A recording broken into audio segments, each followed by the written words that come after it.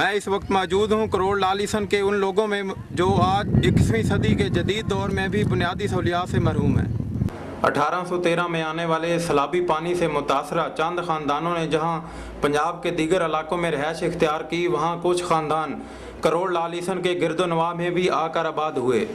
ये ख़ानदान क्योंकि सदियों से कपड़े की झुग्गियों में रिहाइश इख्तियार करते आए हैं और एक से दूसरी जगह घरों को तब्दील करना इनकी फितरत में शामिल है, इसलिए इन लोगों को माशरे में पक्खीवास के नाम से पुकारा और जाना जाता है। गुर्बत और तंगदस्ती के बावजूद ये लोग सर्दी, गर्मी, आंधी और बारिश और आम सादा कपड़े पहनकर भी खुदा का शुक्र अदा करते नजर आते हैं। मौसम की तलखियों से आज़ाद, ज़िंदगी की बुनियादी सहूलतों से मरहूम, नंग दढ़ंग ज़िंदगी गुजारना इन पक्खीवास ख़ानदानों के लिए कामयाब ज़िंदगी गुजारने के मानद है।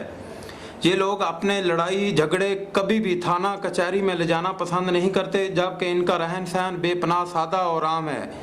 भीख मांगना और गंदगी से प्लास्टिक इकट्ठा करके फ़रोख्त करना इन लोगों के लिए ज़्यादा मेहनत तलब मजदूरी है, जिसके ज़रिए ये लोग अपना और बच्चों का पेट पालते हैं।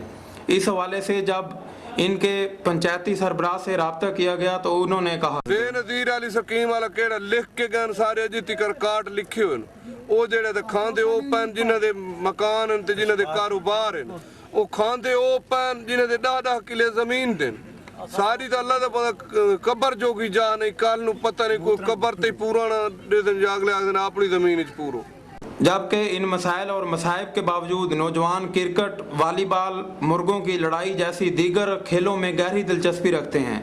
अरबाब इख्तियार को चाहिए कि इन पक्खीवासों के लिए तरजीह बुनियादों पर ठोस इक़दाम करे। अगर इन नौजवानों को कोई हुनर सिखाने के लिए सहूलियात फराहम की जाएँ तो ये लोग अपने ख़ानदानों की कफ़ालत के साथ साथ मुल्की तरक्की में भी अहम किरदार अदा कर सकते हैं। इन हज़ारों लोगों को पाकिस्तानी होने की शनाख्त तो दे दी गई, लेकिन पार्लियामेंटेरियन के लिए इनके मसाइल को हल करना एक सवालिया निशान है।